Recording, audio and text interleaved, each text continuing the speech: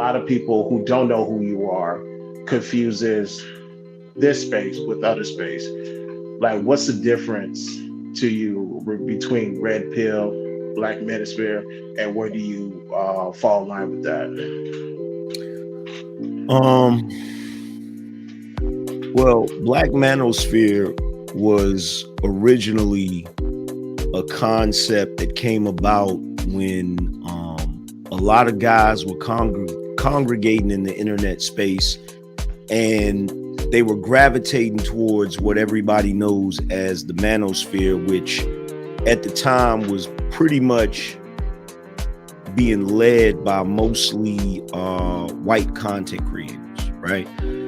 So you had Paul Elam, you had Rolo Tomasi, you had Stardust, Sandman, Turd Flinging Monkey. There was a lot of different guys with a lot of different names. There were black guys over there too, but it was predominantly the biggest content creators were white guys. Now on the other side, there always were black guys that were talking about similar topics, but they didn't really categorize themselves, right? So you had your Sarge Willie Pete, Thug Titian, K Soul and Black Ram 313, just to name a few, right?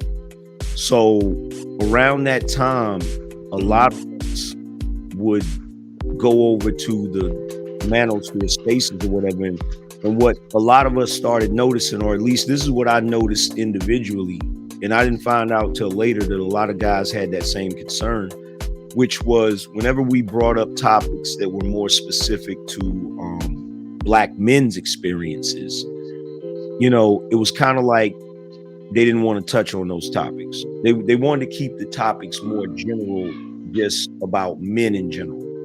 But the problem was there were certain issues that were more specific to black men that we wanted to address. So when I started, you know, putting out my content, there were other guys that came along, and this is after what we call like 1.0. Like those brothers that I just named, like Thug Titian and all of them, they don't call themselves Black Manosphere, but Right. people that came after them, me and a few other guys, I started calling it Black Manosphere to kind of separate and differentiate ourselves from the other group. And so because we wanted to pay homage to the dudes that came before us, we started calling it 2.0. So 1.0, even though that's an unofficial name, it was meant to basically pay homage to the dudes that came before us. But when 2.0 came in, we kind of took things, you know, to another level. We kind of took things to another level with a lot of guys having a great deal of success. You know what I'm saying? Some of the names like Kevin Samuels,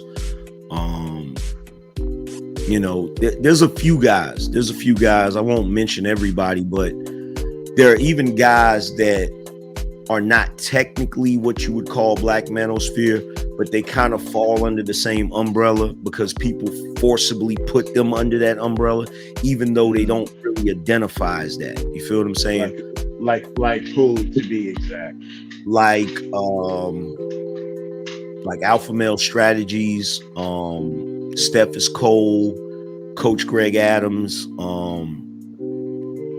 you know, there's a few guys that don't really fall under Black Manosphere, but, you know, people still put them under that umbrella because if you're a black guy on the internet talking about these topics that are specific to black men in reference to dating and mating, relationships, and all of those type of things, people just automatically assume that you're Black Manosphere, even though it's evolved in a way where most people, they don't really identify with that much anymore because it's grown so big that it's kind of like all of the content creators that talk about the things it transcended. We can't really fit in that box anymore.